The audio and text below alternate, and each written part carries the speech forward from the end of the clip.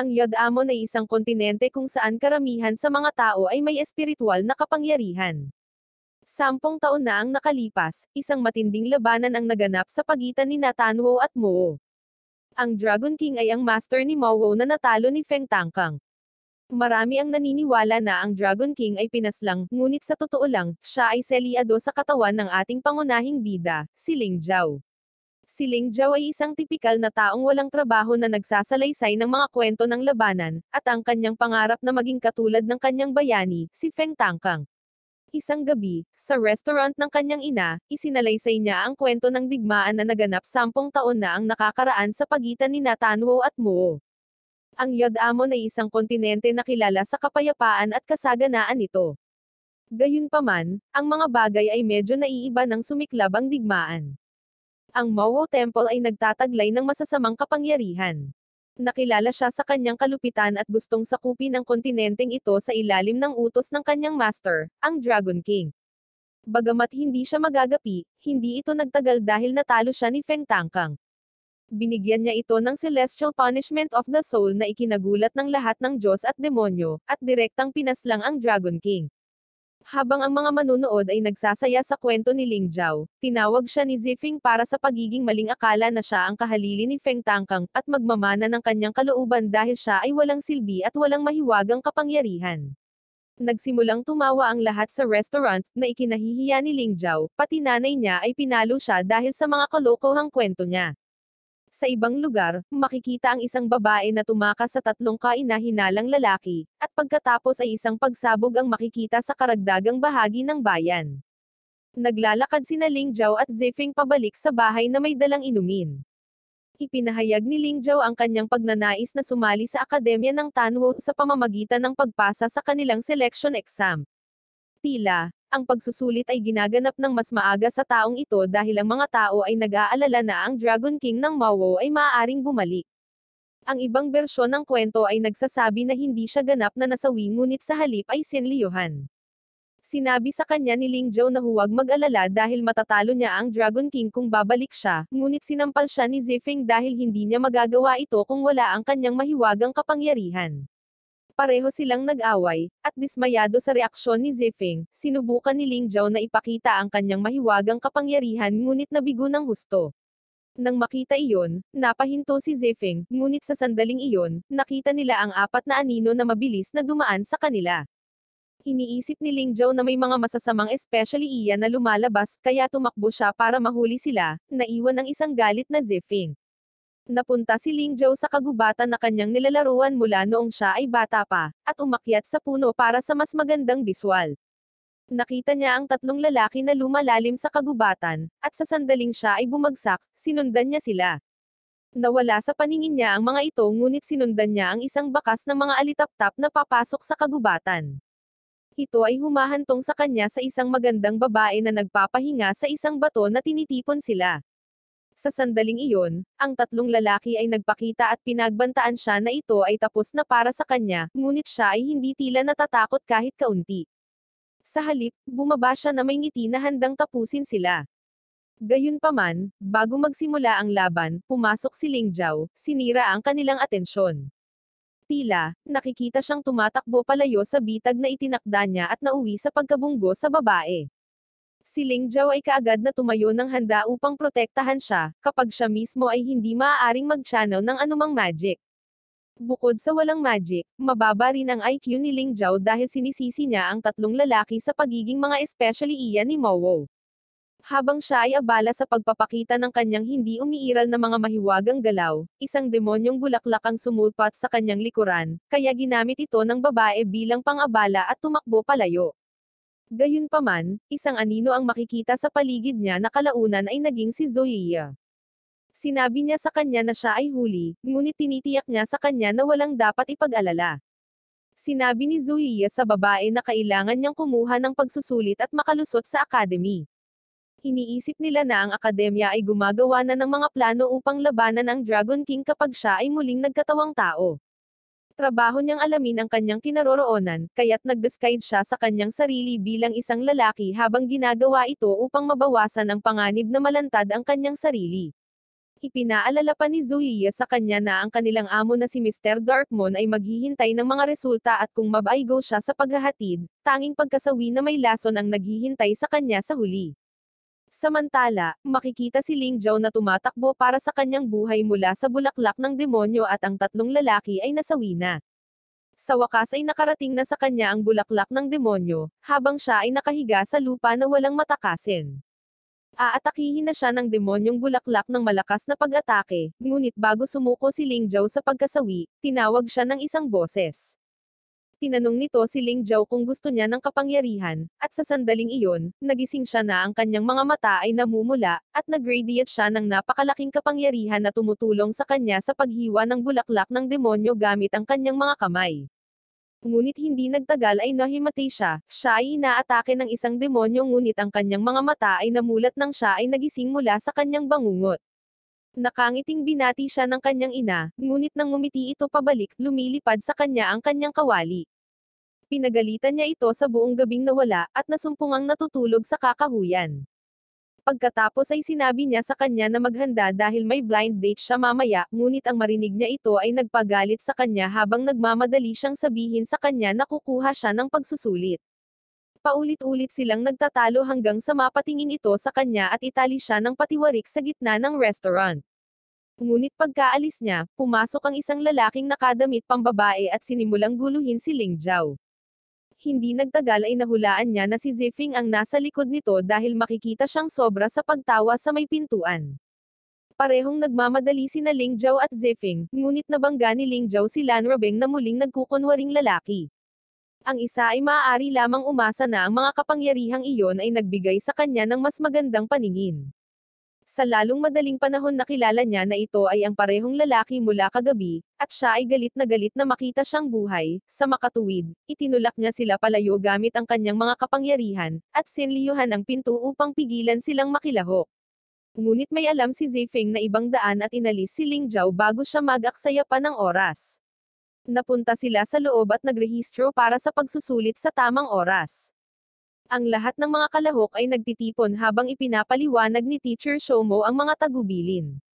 Binibigyan ni Zifeng si Ling Zhao ng impormasyon tungkol sa mga kalahok sa pagsusulit, sina Yang Tan at Zoe, na nagmula roon mula sa parehong sektor, at ang misteryosong ngunit makapangyarihang lalaki na si Balang.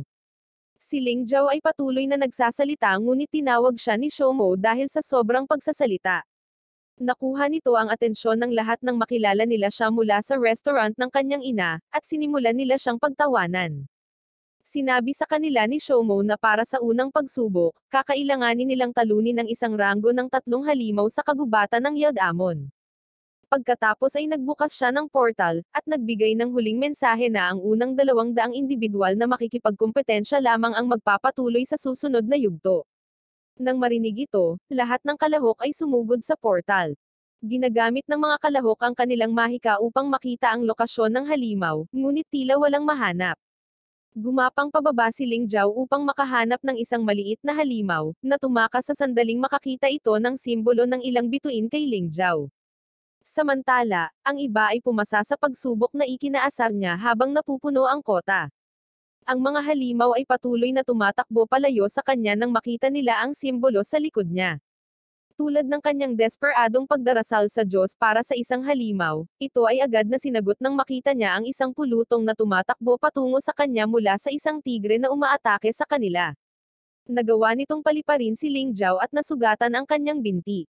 Sinubukan niyang gumapang palayo na may dumudugong paa, ngunit sumuko habang umuungal sa kanya ang tigre. Gayunpaman, pinapagana nito ang kapangyarihan ni Ling Zhao na nagiging sanhi ng pagkatakot ng tigre at tumakbo palayo. Sumisigaw si Ling Zhao pagkatapos niyang hiniling na bumalik ito habang masakit pa rin ang binti niya. Sa sandaling iyon, nagpakita si Zoe at tinulungan siyang pagalingin ang kanyang binti. Pagkatapos ay tinanong niya ito kung gusto ba talaga niyang maging katulad ni Feng Tangkang. Gayunpaman, bago pa man niya marinig ang tugon nito, pinutol ni Shaxin ang kanilang usapan. Tumayo si Zoe at sinundan siya, naiwan ang naguguluhan na si Ling Zhao. Ipinapalam ng tagapagbalita sa mga kalahok na 9 na pwesto na lang ang natitira, at hindi natalo ng sobrang kumpiyansa na si Ling Zhao ang kahit anong halimaw. Pero hindi naman pala siya clueless, nakakuha siya ng ideya na sundan ang tigre na matagumpay niyang nahuli at natali. Habang kinakaladkad niya ang tigre patungo sa portal, nakita ito ni Lanrobeng bilang isang pagkakataon para gamitin ang isa sa kanyang mga spell. Nang iutos ni Shoumo na isara ang portal, nagmamadaling lumabas si Ling Jiao at napagtanto na hawak niya ngayon ang isang maliit na halimaw sa halip na tigre. Gayunpaman, napagtanto ni Shoumo na mayroon itong enchantment kaya nagpasya siyang ipasa si Ling Jiao, na ikinagalit ng mga kalahok dahil sa tingin nila ay hindi ito patas. Naghihinala na ngayon si Shoumo sa mga kalahok dahil naniniwala na siya ngayon na may especially iyan na nakatago sa kanila, kaya plano niyang imbestigahan ito mamaya. Pagkatapos ay binuksan niya ang isa pang portal at inutusan ang lahat na sundan siya dahil oras na para sa susunod na pagsusulit.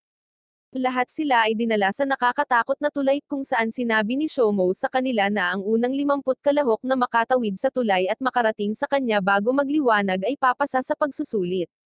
Kalahati ng mga kalahok ay sumugod patungo sa tulay ngunit hindi si Ling Jiao, at nang tanungin siya ni Zifeng, sinabi niya sa kanya na may mga taong hindi pa gumagalaw at nandito rin ang guro na nangangahulugan na ito ay hindi madaling pagsubok at dapat nilang sundan siya. Habang nagsisimula silang tumakbo sa tulay, pinalalabo ng hamog ang kanilang paningin, na nagpapahirap sa kanila na mag-navigate. Nawawala din si Shoumo sa hamog, na nagpapanik sa lahat, at makikita siya sa unahan ng lahat, pero mabilis siyang nasundan. Gayunpaman, tumakbo siya palayo habang si Lin Jiao at Zefeng ay nabigla nang makita ang mga bangkay sa harap nila. Inihayag na may mga demonyong surot sa tulay na ito na kumakain ng espiritual na enerhiya, at tumutugon sila sa tunog ng mga yapak. Kaya, si Balang sa halip ay nagpasya na tumalon sa lubod ng tulay upang baguhin ang kanyang ruta at maiwasan ang mga demon bug.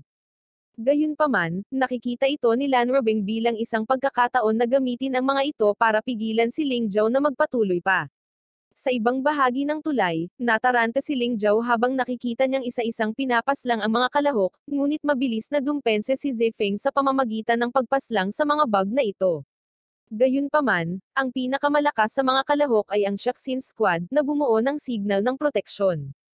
Gayunpaman, naganap ang isang plot twist sa gitna mismo ng climax habang si Zefeng ay bumagsak sa ibabaw ni Ling Jiao, at pareho silang nabalisa dahil sa sobrang pagiging single sa buong buhay nila.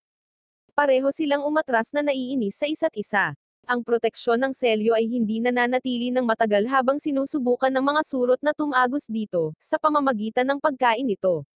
Ang isa sa kanilang mga kaibigan ay nahuhulog sa tubig at pinaslang. Napansin ni Zayoi ang mga surot na gumagapang lampas sa kalahok na nakaupo sa isang lugar kaya nalaman niyang tumutugon sila sa tunog. Kaya, nagsimula siyang gumapang at hiniling sa lahat na tumahimik at sundan siya. Maging sina Ling Jiao at Zefeng ay sumusunod sa kanila. Gayunpaman, isang bungkos ng mga baging ang tumutubo sa tulay na umaakit sa mga surot pabalik. Sinabi niya sa kanila na manatiling kalmado habang sila ay abala sa pagpapakain ng mga baging. Ngunit dinadala ni Zefeng ang kanyang atensyon sa napakalaking surot sa harap nila na marahas na umaatake sa kanila.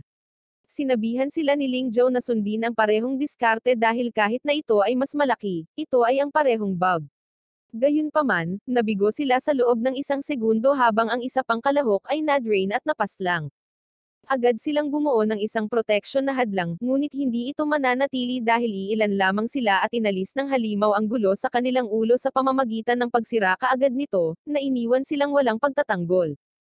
Kaya, nagsimula silang gumamit ng mga diskarte sa pag-atake.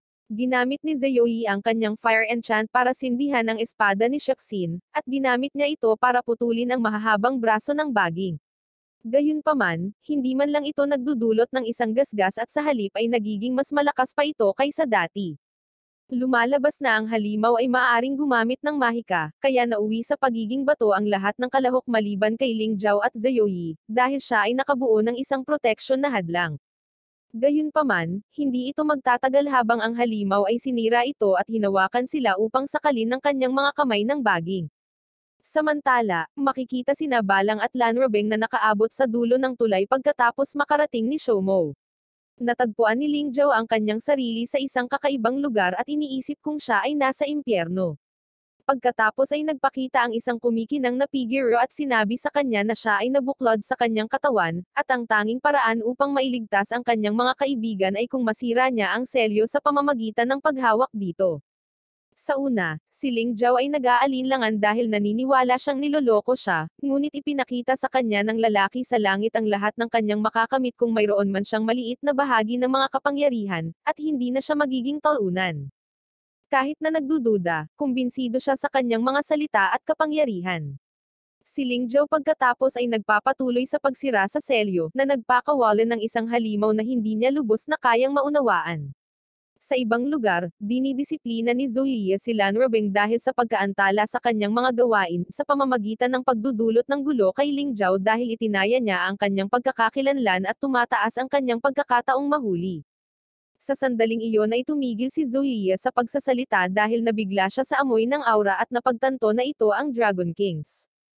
Pagbabalik sa tulay, nagawa ni Ling Zhao na makalaya at mailigtas si Zoe. Makikita na siya ay sinapian ng Dragon King habang ang kanyang buong katawan ay natatakpan ng mga tato at purple na apoy, at wala siya sa kanyang sarili habang naghahanda siyang sakupin ang halimaw. Nagmamadaling pumunta si Shomo sa tulay nang mapagtanto niyang may mali sa tulay at nasa panganib ang mga estudyante. Matapos talunin ang halimaw, sinisipsip ng Dragon King ang espiritual na perlas mula dito upang mabawi ang kapangyarihan. Dahil nadismaya siya sa katawan ni Ling Zhao, napagtanto niya na sa wakas ay gising na si Zoe at binuhat siya sa pamamagitan ng pagsakal sa himpapawid. Siya ay nabighani upang makita ang pambihirang kulay rosas na kapangyarihan ng Yod-Amon sa kanya, at determinadong gamitin ito. Alam ni Zoe na ibang tao ang may kontrol sa katawan ni Ling Zhao. Ang buong eksenang ito ay medyo katulad noong kinuha ni Sukuna ang katawan ni Yuji sa Jujutsu Kaisen. Ang lahat ng kapangyarihan ni Zoe ay sinisipsip sa kamay ng demonyong libong taong gulang na, at si Zoe ay nanghihina na. Ang Dragon King ay nasa ulirat habang sinisipsip niya ang kapangyarihan ni Zoe. Gayunpaman, may umatake sa kanya mula sa likod at ang selyo ay ibinalik na nag-trap muli sa kanya at sa katawan ni Ling Zhao. Nawalan siya ng malay sa ibabaw ni Zoe, at napag-alaman na isang matandang lalaki at isang babaeng nagngangalang Winho ang nasa likod ng pag-atake. Inutusan siya ng direktor na alisin ang kanilang mga alaala at bantayang mabuti si Ling Zhao, dahil natatakot siyang manganib ang mundo kung ganap na siyang papalitan ng Dragon King. Gayunpaman, ang katawan ni Ling Zhao ay medyo mahina sa ngayon, na nagpapahirap sa Dragon King na i-maximize ang kapangyarihan nito. Naglaho silang dalawa, at lahat ng naging bato ng mga estudyante ay bumalik sa dati. Sa wakas ay nagising si Ling Zhao pagkatapos ng mahabang pagkakaidlip, ngunit nontog ang kanyang noo sa noo ni Zifeng, na nakapatong sa kanya. Napagtanto niya na ang ilan sa kanyang mga damit ay nawawala, at sa sandaling iyon ay pumasok si Shaxin na handang makipaglaban sa kanya, habang iniisip niyang sinusubukan ni Ling Zhao na gumawa ng masasamang bagay kay Zoe. At ang masaklap pa, naalis ang pantalon ni Ling Zhao, na lalong nagpagalit kay Shaxin, at inilabas niya ang kanyang espada para labanan siya. Ngunit pinigilan siya ni Zoe at sinabi sa kanya na wala siyang kasalanan dahil nabura na ang alaala nilang dalawa, at hindi na maalala ang nangyari sa tulay. Nagalit si Shaxin nang marinig ang pagtatanggol sa kanya ni Zoe. Gayunpaman, pumasok si Shomo at sinabihan siyang itigil ang kanyang walang isip na pag-uugali. Ang isang portal ay binuksan para sa ikatlong pagsusulit, at ipinaalam ni Shomo sa kanila na ang hari ng mga bug ay hindi bahagi ng pagsusulit, at isang pagsisiyasat ay isasagawa upang mahuli ang may kasalanan. Dahil mahirap at magulo ang pagsusulit, lahat ng nakaligtas sa pagsusulit ay nakapasa at magpapatuloy sa susunod na yugto. Nang marinig ito, tumalon si Ling Zhao sa tuwa. Pagkatapos ay bumuo si Shomo ng protective barrier na kayang labanan ang anumang pag-atake ng mga dayuhan sa paligid ng portal na humahantong sa Tanwo Academy. Lahat sila ay sumugod at namangha nang makita ang akademya. May isang malaking puno na may mga bahay sa loob nito, na kilala bilang puno ng Diyos. Sinabi sa kanila ni Shomo na hindi ito excursion, at ang akademya ay may higit na kahalagahan kaysa sa landscape nito. Isinalaysay niya ang kasaysayan ng akademya na ang templo ni Tanwo ay dumanas ng malaking pagkatalo, kahit na matapos siyang manalo sa digmaan kung saan natalo ni Feng Tangkang si Mawo at ang kanyang pinuno, ang Dragon King. Pagkatapos ay lumikha siya ng isang pagtatanggol na enchantment na may 3 piraso ng magic, kung saan ang kanilang kapaligiran ay kayang iligtas hanggang sa araw na ito. Umiiyak si Ling Zhao nang marinig ang parehong kwento na isinalaysay niya sa kanyang sarili ng 1,000 beses. Dinadala niya sila sa isang kinakalawang na lumang balon bilang pansamantalang tirahan dahil hindi pa sila estudyante. Pagkatapos ay ipinakilala niya sila sa kanilang bagong guro, si Doyen. Ngunit kapag siya ay pumasok, lahat ay nabigla sa kanyang hitsura dahil siya ay kasing laki ng palad. Gayunpaman, sinubukan ni Doyen na magtatag ng awtoridad, ngunit ang mga kalahok ay hindi mapigilan ang kanilang emosyon at pinagtawanan siya. Gayunpaman, siya ay maliit lamang sa laki habang tinatalo niya ang isa sa mga kalahok, na pinatahimik ang lahat. Pagkatapos ay inakay niya sila sa kanilang mga tahanan, at sinabi sa kanila na nababasa niya ang mga isipan at pinatutunayan pa nga ang espesyal na uri ng magic na ito sa pamamagitan ng paglalahad ng pinakamalalim na pinakamadilim na lihim ng lahat. Pagkatapos nito, lahat sila ay humahanap sa kanilang mga tahanan. Nang buksan ni Zifeng ang pinto sa kanyang tinutuluyan, napasigaw siya sa takot habang natatakpan ito ng baging. Ang bawat iba pang bahay ay medyo magkatulad, natatakpan ng mga bug at alikabok. Ang lahat maliban kay Ling Jiao ay mukhang gusto ito dahil siya ay isang magulong tao. Isang babaeng may purple na buhok ang pumasok para humingi ng tulong kay Zifeng sa kanyang pintuan, ngunit sa huli ay sinira niya ito. Nagalit ito sa kanya, kaya kinuha niya si Ling Jiao para sa tulong upang muling itayo ang kanyang pinto.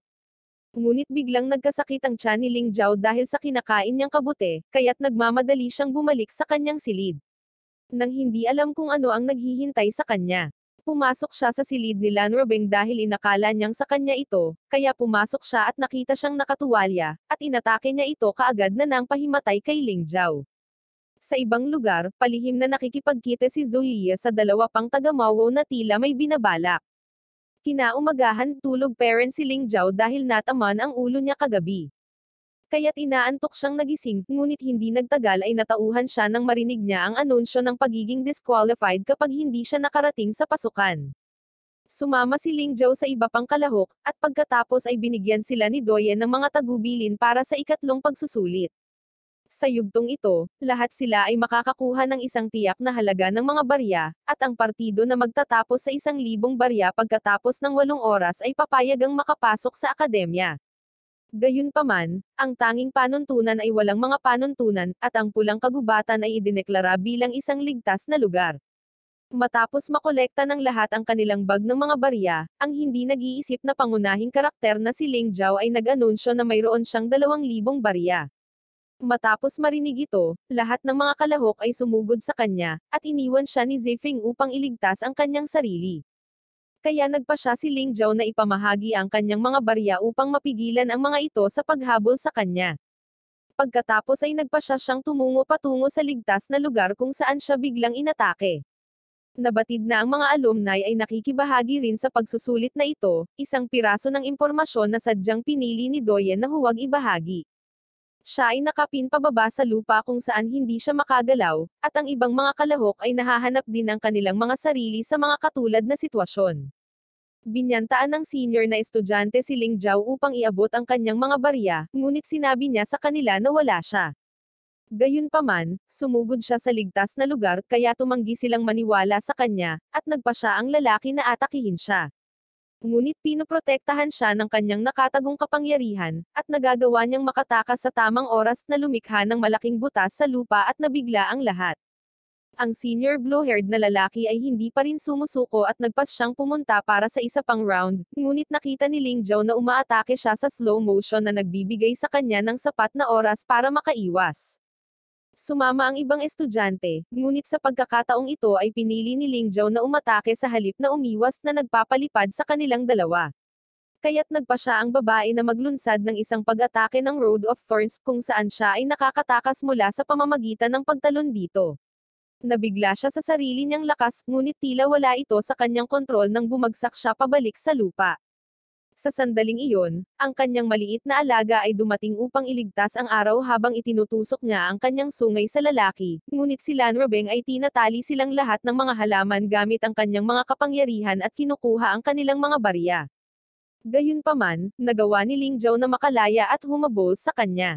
Gayunpaman, nagbago ang isip niya at nagmamadali siyang pumunta kay Zifeng para sabihin sa kanya ang tungkol sa mga kapangyarihan na natuklasan niya. Bigla silang nakarinig ng pagsabog sa malapit. Napag-alaman na ang mga especially iyan ng Mawo ay pumasok sa kagubatan dala ang Dragon Orb upang hanapin ang may-ari ng espiritu ng Hari ng Dragon, at nahuli nila si Zoe at gusto siyang subukan. Kung mab-ay-go siya, masasawi siya. Nang makita ito, tumalon si Ling Zhao upang iligtas siya. Bago atakihin, si Shaxin at ang kanyang squad ay nakipaglaban ng husto sa mga Mawo Spy, ngunit sila ay napakalakas at naging sanhi ng pagsabog na nagparalises sa kanilang lahat.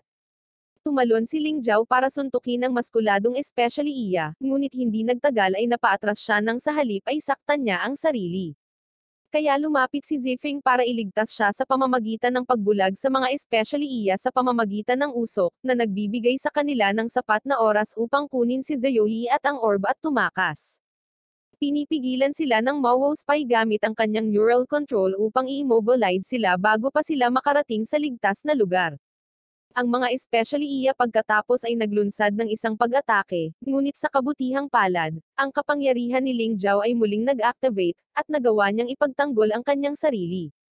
Gayunpaman, ang mga especially iya ay hindi tumitigil at naglulunsad ng ilang bomba ng sabay-sabay, ngunit si Ling Zhao ay nagpapakita ng mahusay na mga kasanayan sa pamamagitan ng pagpapatumble sa kanilang lahat. Pagkatapos ay inaatake niya ang especially iya, ngunit itinaboy siya kapag ginamit ng babaeng especially iya ang kanyang kapangyarihan upang ipagtanggol ang kanyang kapareha. Hindi pa rin sila umaatres at naglunsad ng isa pang napakalaking pag-atake na humahantong sa pagbagsak ng Dragon Orb kay Ling Zhao. Ipinatawag ang Purple Dragon at minamaliit ang katawan ni Ling Zhao, ngunit di nagtagal ay nadisipline siya ng kanyang tunay na may-ari, ang Dragon King Spirit na nasa katawan ni Ling Zhao, na nag-utos sa Purple na Dragon na protektahan si Ling Zhao. Paggising niya, iba na ang damit niya. Pagkatapos ay narinig niya ang isang boses na pagmamay-ari ng Purple Dragon, na nagsasabi sa kanya na siya ngayon ay nagtataglay ng maraming kapangyarihan tulad ng bilis, lakas, at invisibility. Napagtanto ng mga especially iya na natagpuan na nila ang kanilang target. Habang papalapit sila upang mahuli siya, pumasok si Doyen at pinigilan sila, at wala silang pagpipilian kundi ang umatras. Pagkatapos ay tumalikod si Doyen upang ipaalam na wala pang 5 minuto ang natitira sa pagsusulit, at sa wakas ay napagtanto ito ni Ling Zhao na wala pa siyang anumang pera.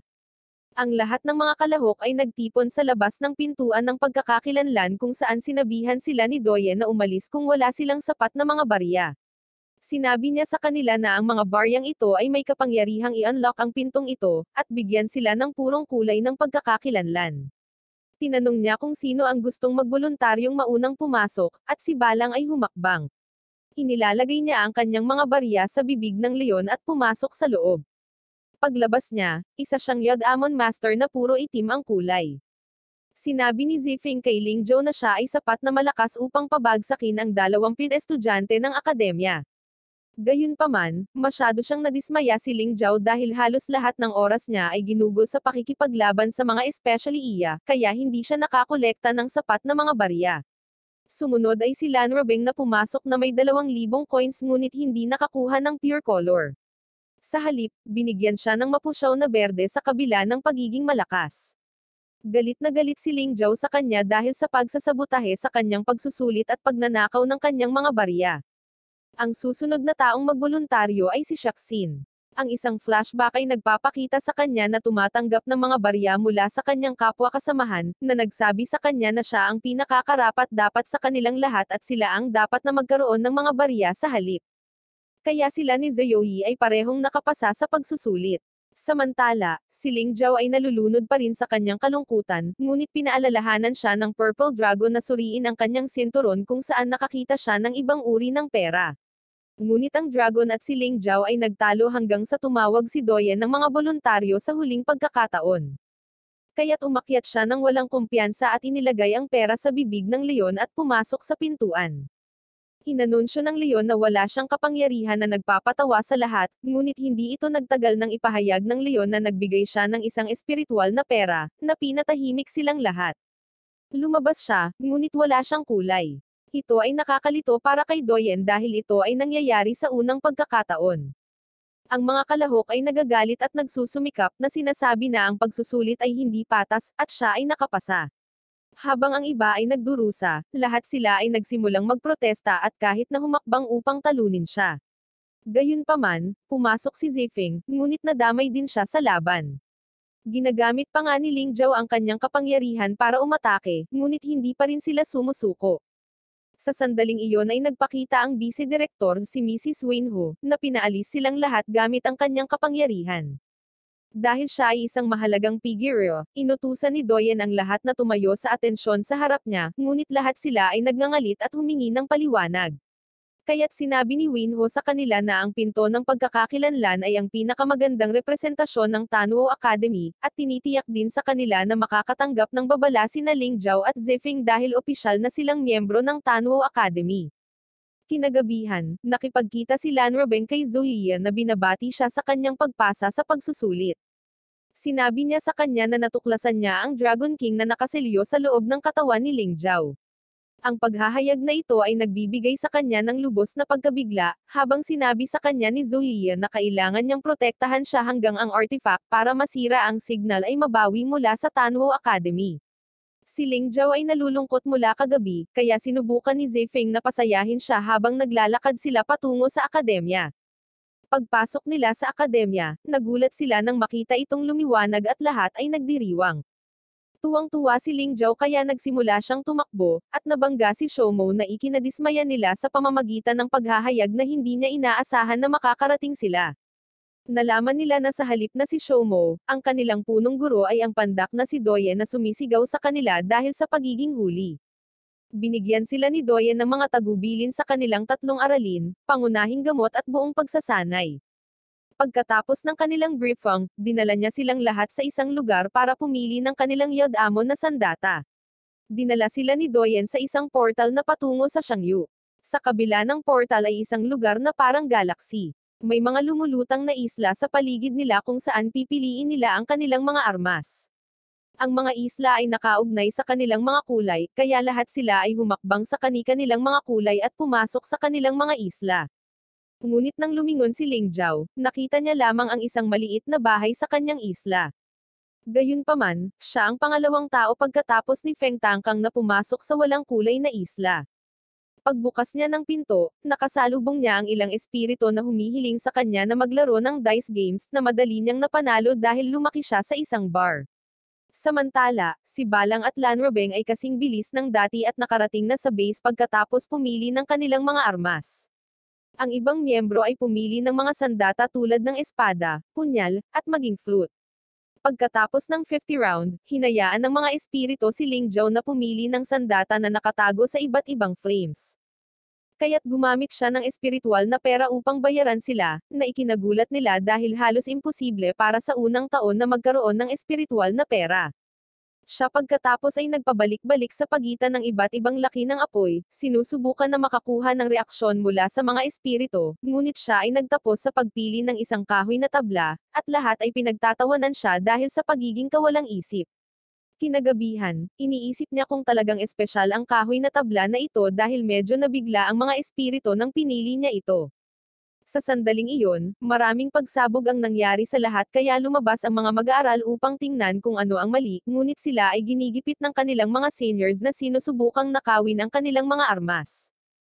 Sa gitna ng kaguluhan, ang mga Mawo spy ay bumalik at nagbanta na naglalayong ibigay ang kanyang espada.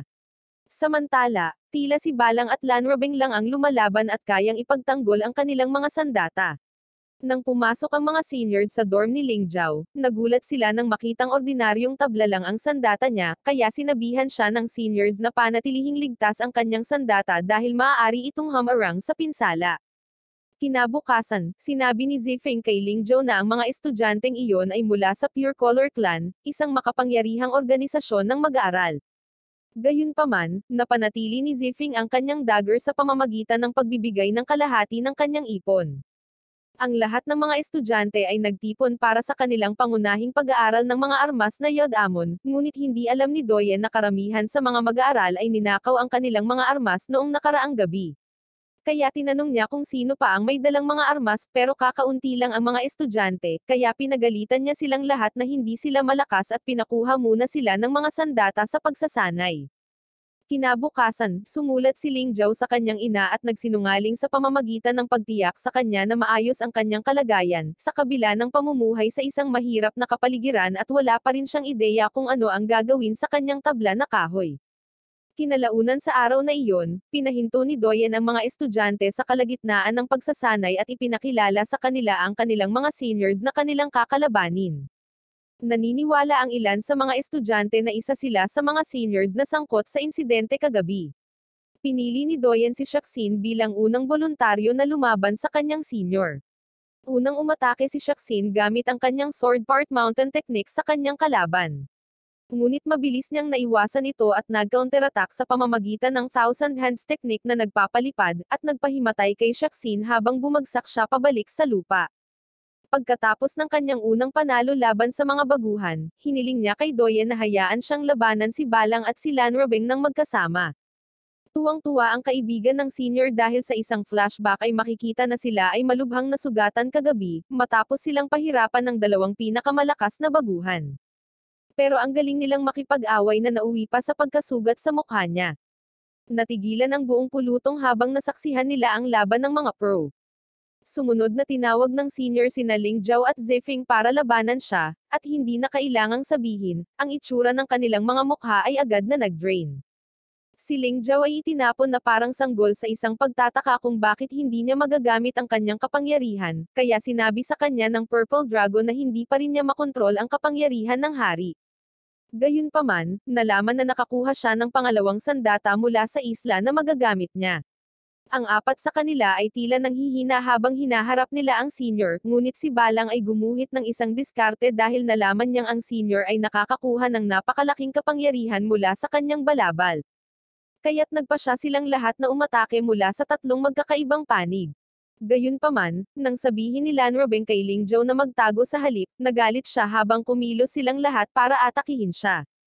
Sabay-sabay silang nilabanan ng senior, kaya nakita ito ni Ling Zhao bilang isang pagkakataon para atakihin siya mula sa likuran. Ngunit nagawa pa rin ng senior na lumaban. Gayunpaman, nagpapakita ang mga kapangyarihan ni Ling Zhao at nagawa niyang iwasan ang kanyang mga pag-atake, at pagkatapos ay ginamit ang kanyang pangalawang sandata ng Yagamon, isang vacuum na selyado upang maabsorb ang kanyang balabal, at ipinakita na mayroon siyang apat na kamay kaya naman nagawa niyang maghagis ng ilang suntok ng sabay-sabay. Nagalit dito ang senior, at kumilos siya para atakihin si Ling Zhao ngunit pinigilan ni Doyen.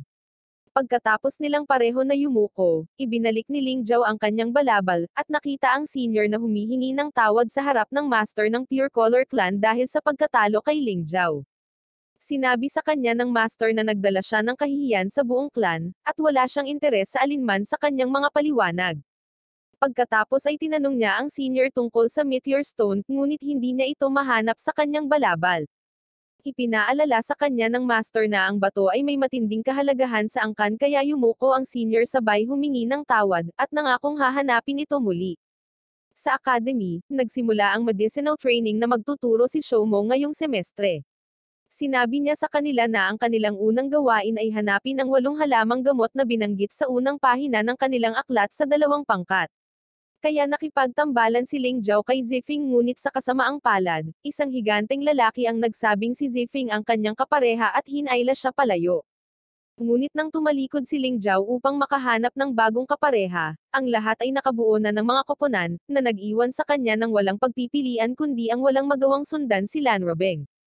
Habang naglalakad sila papunta sa kagubatan, nahihirapan si Ling Zhao na tumahimik, sinasabi niya kung paano siya ang hari ng kagubatan dahil dito siya lumaki na kumakain ng kakaibang damo. Sa wakas ay naiinis si Lan Robeng at sinabihan siyang hanapin ang unang 4 na halamang gamot habang hinahanap niya ang natitirang mga halamang gamot, at pagkatapos ay magkikita sila mamaya.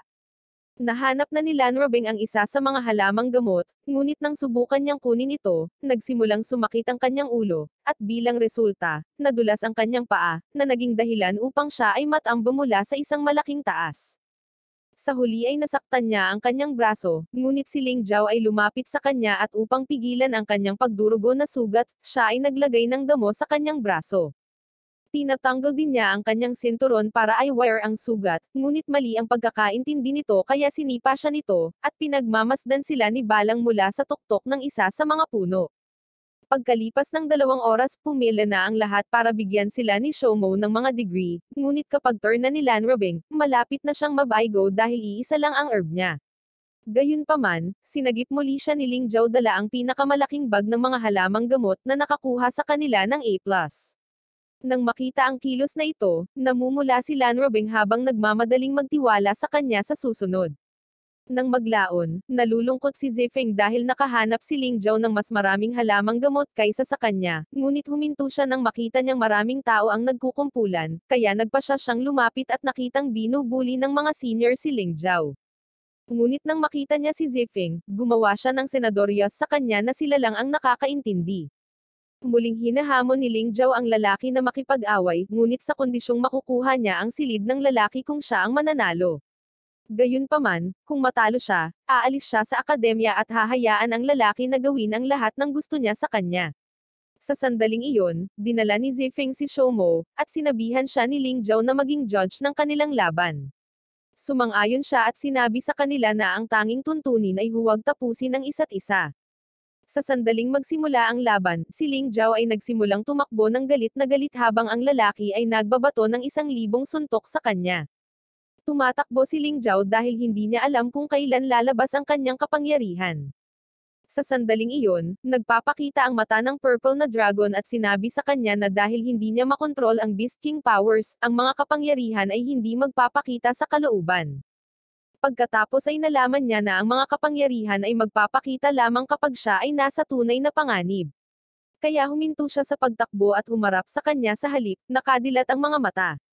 Sa sandaling iyon, nagpakita ang kanyang kapangyarihan, at nagawa niyang iwasan ang mga suntok ng lalaking apat ang braso at nahawakan pa niya ang kanyang mga kamay, na ikinagulat ng lahat, maging si Ling Zhao mismo. Ang mga kamay ni Ling Zhao ay kumikinang sa mahiwagang kapangyarihan, at ang mata ng Purple na Dragon ay nagsasabi sa kanya na maaari na niyang kontrolin ang kanyang kapangyarihan. Lalo nitong ikinagalit ang lalaki, at umatake siya ng walang babala, ngunit nakikita ni Ling Zhao ng malinaw ang kanyang mga suntok at naiiwasan ang bawat isa sa kanila. Gayunpaman, gumagamit siya ng acceleration upang pabilisin ang kanyang mga suntok, at ang mga estudyante ay nagsimulang mag-alala dahil malapit na siyang tapusin si Ling Zhao. Napakaraming alikabok ang nagtatago kay Ling Zhao, na nagpapahirap na malaman kung siya ay buhay pa. Nang matapos at huminto sa pag-atake ang lalaki, naalis ang alikabok na inihayag si Ling Zhao sa isang proteksyon na hadlang. Dahil dito, nalilito ang lalaki, na sa wakas ay napagtanto na ang damit ang nagbibigay kay Ling Zhao ng biglaang kapangyarihan.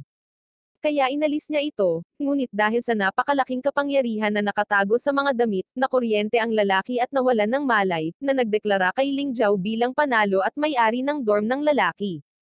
Iniimbitahan ni Ling Zhao ang lahat ng estudyante sa kanyang dorm, ngunit mayroon lamang 2 silid na sapat para sa 4 na tao.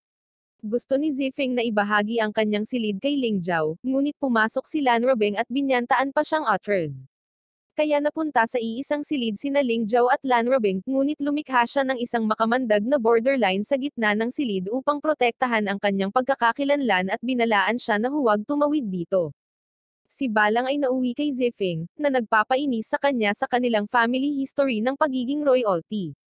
Sa ibang lugar, ang lalaking natalo ay itinali at pinahirapan ng kanyang amo, na sinisisi siya sa maruming reputasyon ng Pure Color Clan, dahil hindi pa sila natalo ng ganito kalubha noon. Ipinaalam ni Doyen kay Winho ang tungkol sa lumalaking problema ng Pure Color Clan.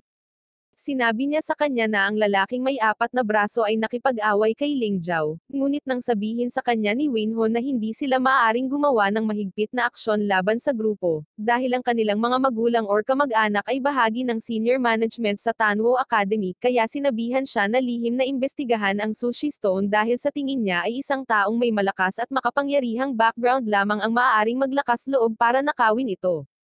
Mamaya sa gabing iyon, sinusuri ni Ling Zhao ang kanyang mga armas, ang tabla na gawa sa kahoy, at ang pa-spiral na bagay, ngunit nang kunin niya ito, nahulog ang Sushi Stone mula rito. Ito ay nagpatakot sa kanya habang napagtanto niya na ito ang eksaktong Sushi Stone na gusto ng lalaki, at ito ay napunta sa kanya noong hinigop niya ang kanyang balabal. Hindi niya sinasadyang nabasag ang kanyang kahoy na tabla, na nagpapakita ng isa pang Sushi Stone na nakatago sa loob ng kahoy. Nagsanib ang 2 bato upang makabuo ng kakaibang bagay. Nagtataka si Ling Zhao kung paano ito nangyari nang makita niyang lumabas si Lan Robeng sa kalagitnaan ng gabi, kaya nagpa siya siyang sundan siya. Pero mabilis siya at nawala sa paningin niya. Gayunpaman, sinusundan din siya ni Balang, at napansin niya ito.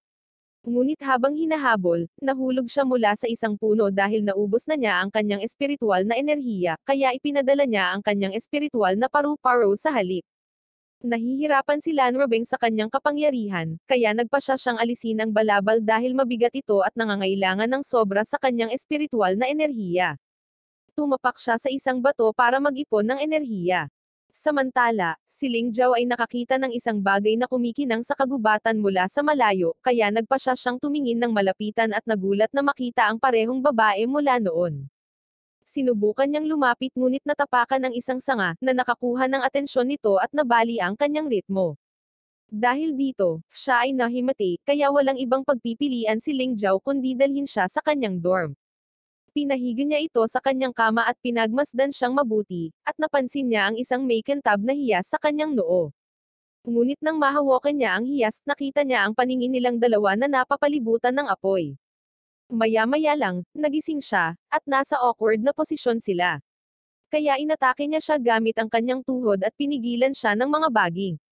Binabalaan din siya nito na huwag sabihin sa sino man ang tungkol sa kanyang nakita, sa pamamagitan ng pagpapakain sa kanya ng spell. Bilang tugon, sinabi ni Ling Zhao na naiintindihan niya siya, dahil isa rin siyang ulila na inampon ng isang babae na hindi nagsabi sa kanya kung paano nasawi ang kanyang mga magulang. Narinig ni Zifeng ang pag-uusap nila, kaya tinanong niya si Ling Zhao kung ano ang kanyang ginagawa. Habang siya ay ginulo at tumugon kay Zifeng, nakita ito ni Lanrobeng bilang isang pagkakataon upang makatakas ngunit iniwan ang kanyang kwintas. Kinabukasan, nasa opisina ng punong guro si Balang, at nabunyag na lihim siyang nakikipagtulungan sa kanila upang mahuli ang mga especially iyan ng Mawo. Nagtanong siya kung dapat ba silang gumawa ng isang bagay tungkol dito, ngunit ang punong guro ay nagsasabi kay Balang na maghintay dahil gusto nila ng higit pa rito. Samantala, pabalik-balik si Ling Zhao nang tawagin siya ni Ziyuyi. Pareho silang bumabati sa isa't isa at nagsimulang mamula, ngunit dumating si Ling Zhao sa punto at tinanong siya kung maaari niyang sabihin sa kanya ang tungkol sa kwintas ni Lanrobeng. Gayunpaman, iniisip ni Ziyuyi na para sa kanya ang kwintas, kaya agad niyang nilinaw na pag-aari ito ng ibang babae at binigyan siya ng paglalarawan. Pero nadismaya lang si Ziyuyi sa narinig. Nagtanong si Ziyuyi tungkol sa pangalan ng babae, ngunit nasabi lamang ni Ling Zhao ang pangalan ng kanyang pamilya bago siya nagsimulang umubo ng dugo dahil sa spell na ipinakain sa kanya ni Lanrobeng. Ginamit ni Ziyuyi ang kanyang kapangyarihan para pagalingin siya, at sinabi sa kanya na mahuhuli na siya sa klase. Gayunpaman, si Lanrobeng ay nakikinig sa kanilang pag-uusap at nag-aalala na ang kanyang pagkakakilanlan ay nasa panganib. Nakipagkita si Ziyuyi kay Shaxin sa kagubatan at tinanong siya tungkol sa pamilya Hora. Sinabi niya sa kanya na sila ay isang napakalakas na pamilya ngunit nawala sila bago ang labanan ng Tanho, at walang bakas ng mga ito mula noon. Si Ling Zhao ay nakikitang nahuhuli sa klase, at binigyan siya ni Shaxin ng mapa ng kanilang lokasyon ng pagsasanay, ngunit ang palihim ng ngiti sa kanyang mukha ay nagpapahiwatig na siya ay nag-set up sa kanya at binigyan siya ng maling mapa. Kaya naliligaw si Ling Zhao. Sa sandaling iyon, inatake siya ng mga miyembro ng Pure Color Clan na humihingi sa kanya ng Sushi Stone. Sinubukan ni Ling Zhao na gamitin ang kanyang kapangyarihan, ngunit nahihirapang gawin iyon at tumakbo palayo. Gayunpaman, naabutan siya ng mga senior na estudyante at sinimulang salakayin siya, ngunit nagawa niyang ilabas ang kanyang protection na hadlang, na nagpapalipad sa kanilang dalawa. Gayunpaman, si Ling Zhao ay nasa bingit ng paghimatay, at isang lalaking nakamaskara ang lumapit sa kanya at sinabi sa kanya na ang kanyang katawan ay may dalawang magkaibang banal na kapangyarihan, kaya't ang kanyang katawan ay hindi kayang suportahan ang mga ito at sa ganitong bilis, siya ay tiyak na bibigay at babagsak ng mahina. Bumalik sa lugar ng pagsasanay, binatikos ni Zifeng si Shaxin dahil sa pagbibigay kay Ling Zhao ng maling mapa, ngunit mukhang hindi nagsisisi si Shaxin. Pumasok si Ziyuyi at nagpayo na ipaalam sa instruktor at hanapin siya, at pumayag si Zifeng. Ngunit nang lumingon siya, nakita niyang umalis na sina Balang at Lanrobeng. Sinundan siya ni Labang habang pinapadala niya ang kanyang mga espiritual na paru-paro upang kumalat at hanapin siya. Samantala, si Ling Zhao ay nahihirapnan sa sakit at hirap na hirap bumangon.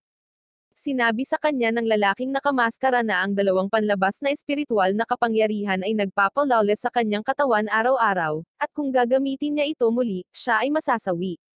Tinanong ni Ling Zhao ang lalaki tungkol sa kanyang pagkakakilanlan, ngunit yumuko lang siya at sinakal si Ling Zhao. Tinanong siya ng lalaking nakamaskara kung mayroon siyang 2 sushi stone, at sinabi sa kanya ni Ling Zhao ang totoo. Kaya't sinabi sa kanya ng lalaki na ang mga bato ay nagtataglay ng binglong, na may kapangyarihang sirain ang kanyang senyales at mabawi ang kanyang espiritual na kapangyarihan. Ibinunyag niya na ang binglong ay isa sa 3 banal na sandata, na ginamit ni Feng Tangkang para maglagay ng protective barrier sa paligid ng Tanwo. Maya-maya lang ay maririnig na tumatakbo ang ibang miyembro ng grupo palapit sa kanila kaya umalis na ang lalaki. Ngunit binibigyan niya si Ling Zhao ng tableta para tulungan siyang labanan ang mga miyembro ng Pure Color Clan, at nagawa niyang talunin silang lahat ng mabilis. Habang humihingal siya, napansin niya ang paru-paro ni Lan Rabing, na nagpaalam sa kanya ng lokasyon nito sa isang lugar sa kagubatan. Nagawa ni Balang na ibagsak ang lalaking nakamaskara, ngunit lumalabas na isa lamang itong pape, kaya naghinala siyang may ilang hindi kilalang tao na sinusubukang lumapit kay Ling Zhao, at dapat niyang ipaalam ito sa direktor. Habang tinutulungan ni Zefeng si Ling Zhao na maglakad, tinanong niya kung bakit siya pinuntirya ng Pure Color Clan.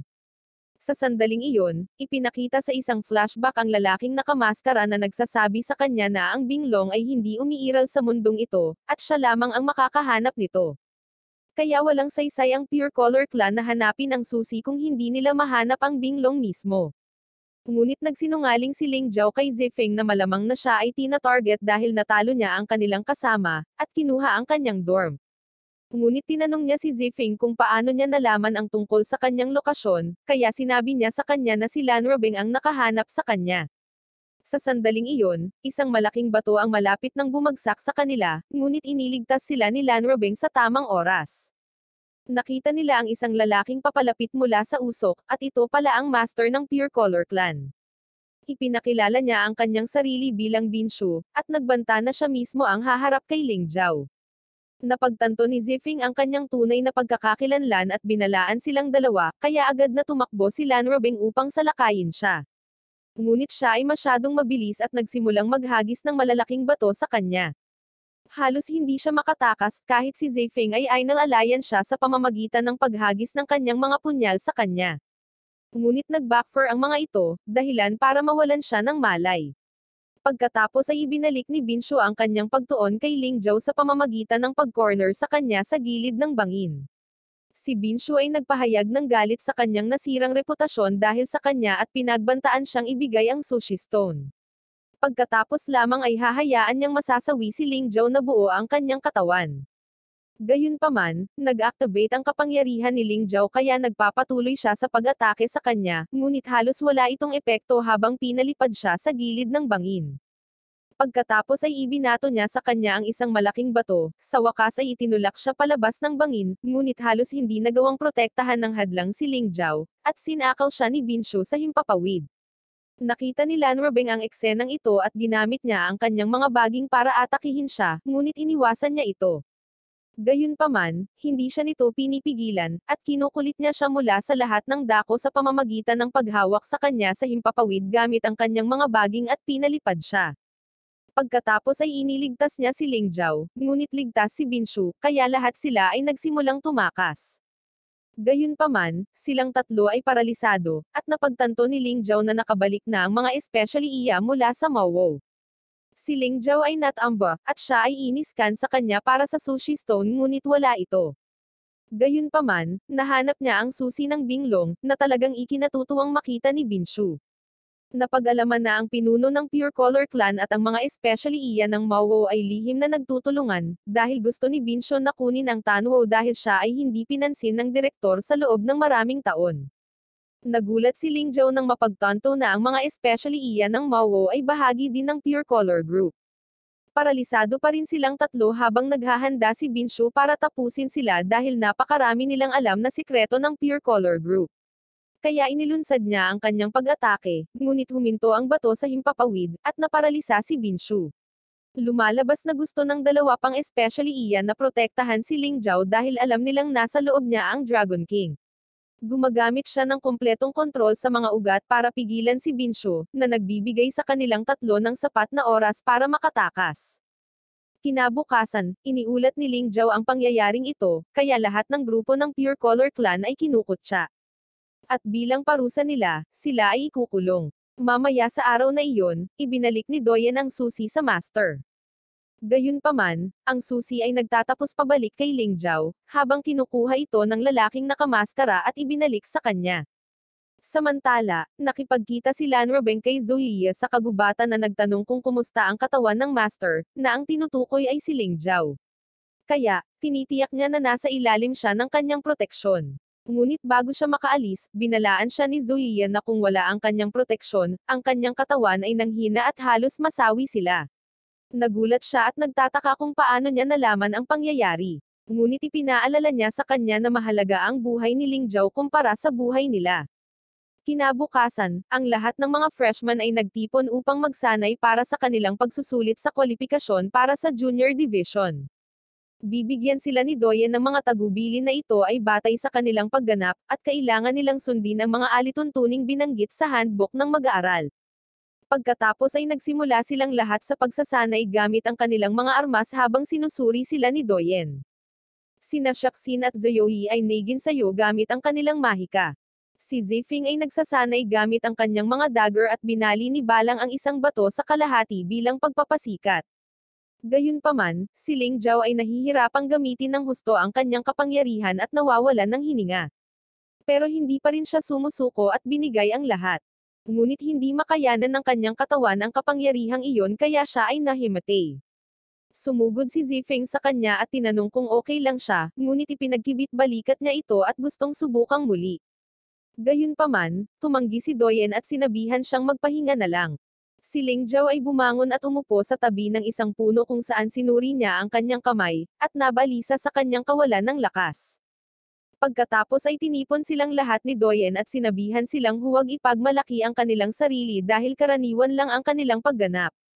Ngunit sapat na ang mga ito para kumuha ng pagsusulit. Matapos paalisin ang lahat, hindi nagpatinag si Ling Zhao dahil masyado siyang nadurog sa kanyang kapangyarihan. Parehong naniniwala sina Doyen at ang Purple Dragon na dapat siyang magbigay ng make-up exam sa susunod na taon dahil masyadong mahina ang kanyang katawan, at kailangan niya ng oras para mag-adjust. Maging si Lan Robeng ay nag-aalala na ngayon para sa kanyang kapakanan. Kalaunan ng gabing iyon, sa kanyang dorm, naalala ni Ling Zhao ang lahat ng mga sandali kung saan siya nakipaglaban sa kanyang kapangyarihan. Nang makipag-away siya sa mga miyembro ng Pure Color Clan at sinabihan siya ng lalaking nakamaskara na huwag masyadong magpumiglas, at sa training session din. Tumanggi siyang sumuko or maging mahina dahil gusto niyang maging isang bayani tulad ni Feng Tangkang. Siya ay nagmuni-muni sa kanyang buong paglalakbay sa Tanwo Academy, at talagang nagagalit dahil kung hindi man lang niya maklear ang junior qualification exam ay hindi siya magiging kasing lakas ni Feng Tangkang. Ang susi ay kumikinang sa kanyang kamay ngunit nagpasya siyang ibabalik niya ito sa lalong madaling panahon, pagkatapos na bumalik ang kanyang kapangyarihan sa pamamagitan ng pagsira sa selyo. Pagkatapos ay bumangon siya at lumabas ng kanyang kwarto sa kalagitnaan ng gabi. Pagkaraan ng ilang sandali ay nakarating na siya sa kanyang destinasyon kung saan niyaya siya ng lalaking nakamaskara, at hindi nagtagal ay dumating na rin siya. Sinabi sa kanya ni Ling Zhao na gusto niyang bumalik ang kanyang espiritual na kapangyarihan. Habang naglalakad sila, tinanong siya ni Ling Zhao tungkol sa kinaroroonan ng Bailalong kaya tumalikod ang lalaking nakamaskara at hiningi sa kanya ang susi. Ang susi ay nagsimulang kumikinang sa kanyang kamay, at biglang isang malaking halaga ng mahiwagang kapangyarihan ang lumalabas mula sa susi na pagkatapos ay matatagpuan ang Bailalong. Kaya't inihayag ng maskman na ang Bailalong ay hindi pinaghihigpitan ng oras or espasyo, at umiiral saan man sa mundong ito. Ngunit ang mga espiritong nagpo-protekta sa Bailalong ay nagsimulang umahan patungo sa lalaking nakamaskara kaya naghahanda siyang labanan ang mga ito. Sinimulan niyang ilabas ang mga ito ng sunod-sunod at hinuhuli ang mga ito. Pagkatapos ay inutusan niya si Ling Zhao na tumungo sa bulwagan, habang patuloy niyang binitag ang mga espiritong humaharang sa kanyang daan. Pagkatapos maglakad sa mahabang pasilyo, nakita ni Ling Zhao ang Bailalong. Humakbang siya pasulong para sunggaban ito ngunit lumiwanag ito na halos nakakabulag. Pagkatapos na deactivate ang isa sa tatlong enchantment na nagpo-protekta sa Tanwo. Naglalabas na ngayon si Ling Zhao ng liwanag sa kanyang mga mata at nahihirapan itong kontrolin. Ngunit sa lalong madaling panahon ay hamupa ito habang si Ling Zhao ay ganap na sumisipsip ng kapangyarihan ng Bailalong. Kaya binibigyan niya ito ng pagsubok at ipinakita ang malakas na espiritual na kapangyarihan, pero nag-aalala siya kung paano niya ibabalik ang Bailalong. Kaya dali-dali siyang lumabas para hanapin ang lalaking nakamaskara, ngunit paglabas niya ay wala na ang lalaki at nawala rin ang gusali sa kanyang likuran. Napagtanto ni Ling Zhao na sumisikat na ang araw at mahuhuli na siya sa pagsusulit, kaya nagpa siya siyang hanapin ang lalaking nakamaskara pagkatapos ng kanyang pagsusulit. Ang lahat ng mga mag-aaral ay papunta sa bulwagan ng pagsusulit para sa pagsusulit sa kwalifikasyon ng Junior Division, at dumating na ang mga judges. Samantala, si Ling Zhao ay tumatakbo sa hindi makataong bilis upang makarating sa bulwagan ng pagsusulit. Nagbigay si Winho ng kanyang pambungad na talumpati sa mga estudyante, kung saan sinisimulan na ang pagsusulit na kung saan ay sa magkapares, isang tunggalian sa pagitan ng mga mag-aaral. Ang unang pangkat ay si Zefeng laban kay Zilong.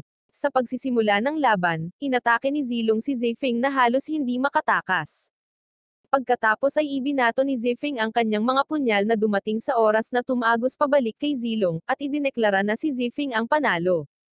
Pagkatapos ng ilang laban, sa wakas ay dumating si Ling Zhao sa oras para sa kanyang laban. Ang kanyang kalaban ay may malalaking espada na ginagamit niya para atakihin kaagad si Ling Zhao. Gayunpaman, naabsorb ni Ling Zhao ang Bailalong kaya walang epekto sa kanya ang gayong pag-atake habang hinaharangan niya ito ng kanyang siko. At sa isang pag-atake, natalo niya ang kalaban na ikinagulat ng lahat. Sa isang lugar sa kagubatan, inihahanda ni Zoya ang kanyang hukbo para makalusot sa Tanwo. Napagod si Ling Zhao pagkatapos ng laban kaya nawalan siya ng malay. Ngunit sa sandaling iyon, nagkaroon ng pagsabog at ang Mao's army ay pumasok sa bulwagan ng pagsusulit. Hindi sila nagaksaya ng oras at nagsimulang umatake sa mga mag-aaral, kaya ang lahat ng mga guro ay bumaba upang protektahan ang mga mag-aaral mula sa pagpaslang. Ngunit nanatili si Doyen at sinubukang basahin ang mga isip upang malaman kung sino ang nasa likod ng pag-ataking ito. Samantala, isang estudyante ang sinasakal, ngunit pumasok si Shomo at pinatumba ang lalaki para protektahan ang estudyante. Ang hukbo ay umiikot sa pagpaslang sa mga estudyante ng sunod-sunod, ngunit pinatumba ni Doyen ang ilan sa mga miyembro ng Mao Army. Samantala, si Shaxin ay tumatakas kasama si Zeoyi, ngunit patuloy itong nagtatanong sa kanya kung saan sila patungo. Gayunpaman, nakatagpo sila ng isang miyembro ng Mao, ngunit tumakas siya pagkatapos ipakita sa kanya ni Shaxin ang isang simbolo ng Pure Color Clan. Sa gitna ng kaguluhan, si Zefeng ay sumugod kay Ling Zhao, na nahimete, upang gisingin siya, ngunit si Zoya ay pumasok at binalaan si Zefeng na tumabi at inatake siya. Si Zoya ay nakatayo sa harap ni Ling Zhao, ngunit agad siyang inatake ng master. Ngunit alam ni Zoya ang kanyang tunay na pagkatao at tinawag siyang Feng Tangkang, na ikinagulat ng lahat ng mga guro. Sa sandaling iyon, pinalibutan ng Tanwo Army si Zoya, at inutusan ni Feng Tangkang si Balang at ang army na pangasiwaan ang natitirang bahagi ng Mao. Ipinahayag ni Feng Tangkang na siya ay nanonood sa lahat ng panahon at alam niya ang bawat aksyon at plano nila. Ngunit hindi nagaksaya ng oras si Zoya at sinimulang salakayin si Feng Tangkang. Sa kabila ng kanyang katandaan, nagagawa niyang ipagtanggol at iwasan ang lahat ng kanyang mga pag-atake at maging ang pag-atake pabalik na nagpapalipad kay Zoya.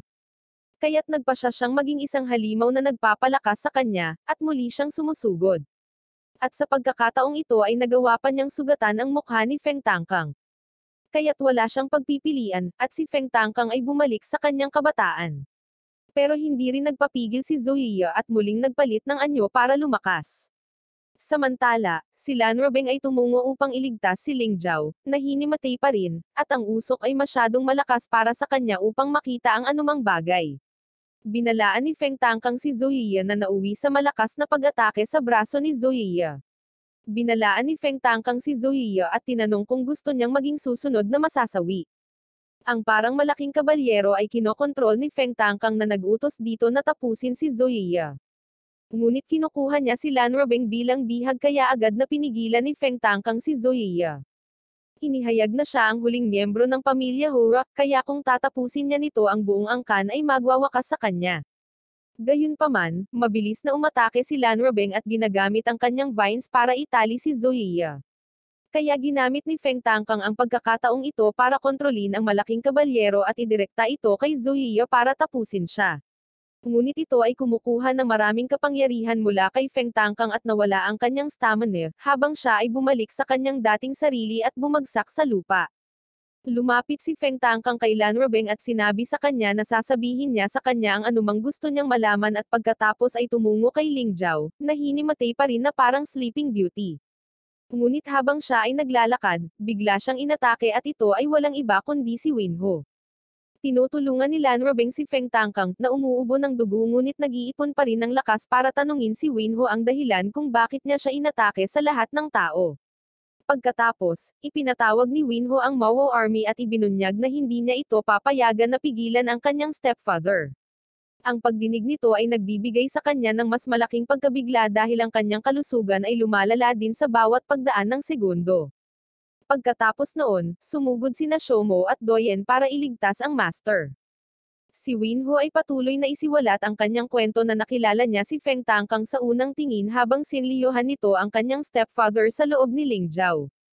Palagi siyang iniiwan at hindi pinapansin nito, ngunit nadala siya ng paghihiganti na sa lahat ng mga taon na ito ay natigil siya na nagtatago sa simpleng paningin. Napagtanto niya na sa wakas ay dumating na ang kanyang pagkakataon nang makita niya ang reaksyon nito nang makita si Ling Zhao sa tulay. Pagkatapos ay gumawa siya ng plano kung saan natutunan niyang kontrolin ang papay na humantong kay Ling Zhao sa binglong. Pagkatapos ay sinabi niya sa kanya na malapit nang mabuhay muli si Kolowang. Samantala, sinubukan ni Zefeng na gisingin si Ling Zhao, bagaman naririnig niya ang kanyang boses ngunit siya ay nawala sa kung saan. Pagkatapos ay napagtanto niyang nakabalik na siya sa kinaroroonan ng selyo, at napagtanto na ibang lalaki ang nakaupo ngayon sa kabila ng selyo.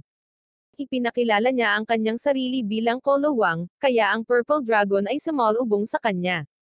Ito ay tumatagal ng 1 segundo para kay Ling Zhao upang pagsamahin ang dalawa, nang mapagtanto niya na ang selyo ay nasira.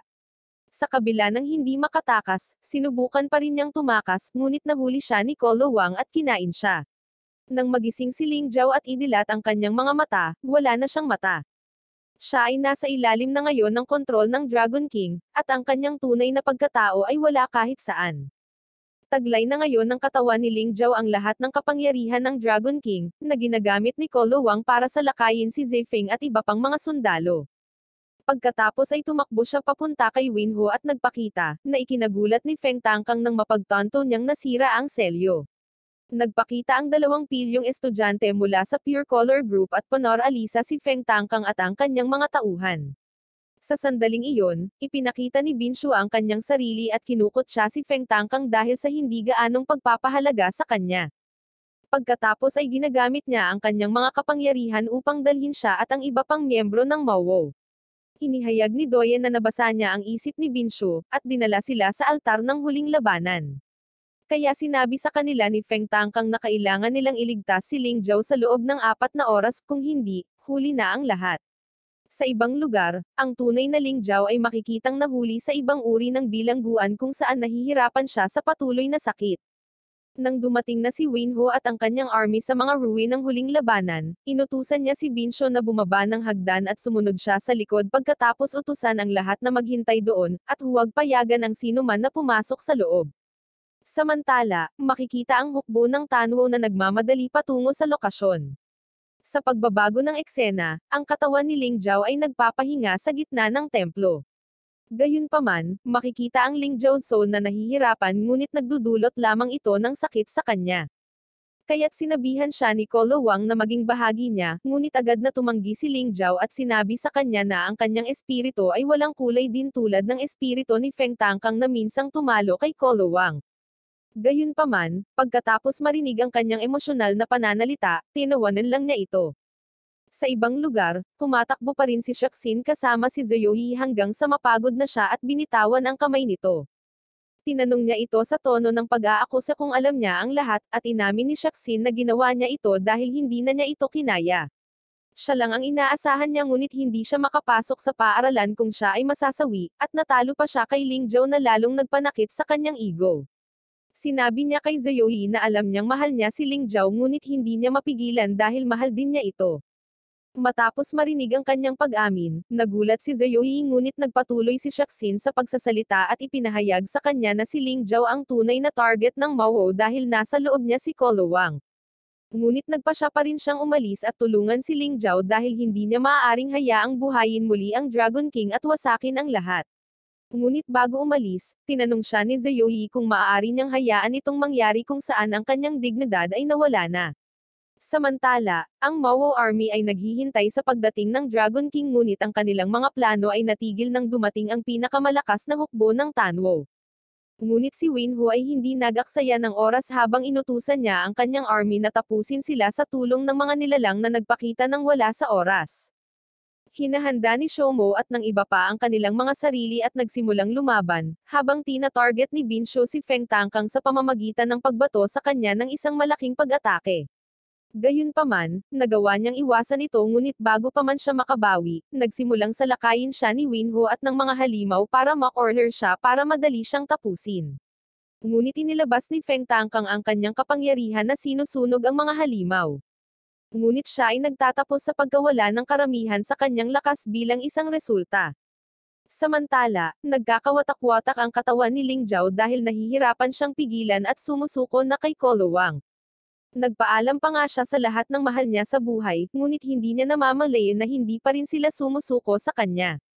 Sa sandaling iyon, nakahanap si Lan Robeng ng paraan para makalusot habang ang kanyang paru-paro ay dumapo sa dibdib ni Ling Zhao, na nagpapahiwatig ng kanyang lokasyon. Pumasok siya at sinubukang gisingin siya ngunit napagtanto niyang malapit ng maago ang kanyang kamalayan.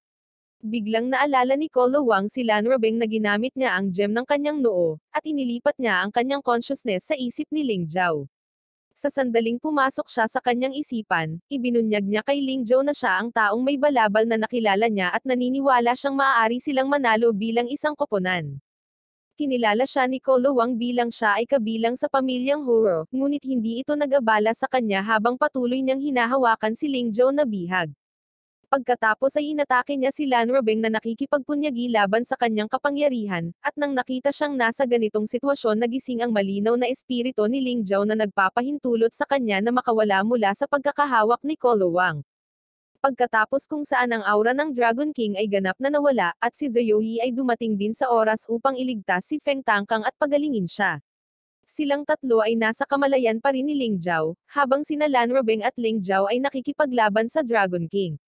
Gayunpaman, walang epekto ang mga power show ni Ling Zhao kapag kaharap si Kolowang kaya ginamit ni Lan Robeng ang kanyang vines para pigilan siya ngunit pinalakas lang niya at pinalaya ang sarili. Nangako si Kolowang na tatapusin niya sila habang inilalabas niya ang higit pa sa kanyang kapangyarihan, na nagpipilit kay Ling Zhao na gamitin ang kanyang walang kulay na espiritual na kapangyarihan para protektahan si Lan Robeng, ngunit ang kanilang shield ay nawasak at ipinahayag ni Kolowang na dahil sila ay nasa kanyang nasasakupan dapat silang sumunod sa mga panuntunan ng domain. Ibinunyag niya na ang unang tuntunin ay ang kanyang kapangyarihan ay walang hanggan kaya tinatake niya si Ling Zhao, gayunpaman sinubukan niyang umiwas ngunit ang kanyang kapangyarihan ay hinihigop na kung saan ay nagpapakita ng pangalawang tuntunin, na ang mas maraming espiritual na kapangyarihan na ginagamit nila ay nagiging mas malakas siya, na nagpapahintulot sa kanya na muling mabuhay ng mas mabilis. Ginagamit ni Lan Robeng ang kanyang vines para hilahin pabalik si Ling Zhao, at pinoprotektahan siya gamit ng kanyang katawan mula sa isang atake. Habang unti-unti siyang nawawala, ibinunyag ni Kolowang ang pangatlong tuntunin na kung ang isang tao ay matalo sa kanyang nasasakupan ang kanilang espiritual na kapangyarihan ay hinihigop din. Habang siya ay nawawala, sinabi niya kay Ling Zhao na gusto niyang bayaran siya sa lahat ng pagkakataong tinulungan siya nito. Habang pinapanood siyang mawala sa kanyang kamalayan, nag-super saiyan si Ling Zhao at sinuntok si Kolowang na sumusubok na pigilan siya gamit ang baging, ang kapangyarihan na naabsorb niya mula kay Lan Robeng. Si Ling Zhao ay naglunsad sa kanya ng madaming enerhiya ngunit sa tuwing ginagamit niya ang kanyang kapangyarihan, mas mabilis na binubuhay si Kolowang. Huminto si Ling Zhao sa paggamit ng kanyang kapangyarihan, at sinubukang talunin si Kolowang gamit ang kanyang mga kamao, gayunpaman nawala ang kanyang kamay pagkatapos ay nawala ang kanyang isa pang braso. Bumangon si Kolowang at sinakal ng mahigpit si Ling Zhao, hanggang sa pag-usapan nila ang tungkol sa pamilyang Ho na ibinunyag ni Ling Zhao na nasawi silang lahat. Biglang nagpapakita ang maliwanag na liwanag at umubo ng dugo si Kolowang. Sa totoong mundo, ginagamit ni Lan Robeng ang kanyang vines para sirain ang domain ng Dragon King. Nang magising si Ling Zhao, naglagay si Lan Robeng ng mas malakas na selyo at nangakong tatapusin siya kapag ibunyag niya ang kanyang pagkakakilanlan. Sinabi rin nito sa kanya na bagsak pa rin siya dahil kailangan niyang ulitin ang kanyang pagsusulit. Samantala, habang nakaupo sa kanyang trono, sinabi ng Dark Lord sa kanyang mga nasasakupan na kailangan niyang asikasuhin ang lahat ng mag-isa.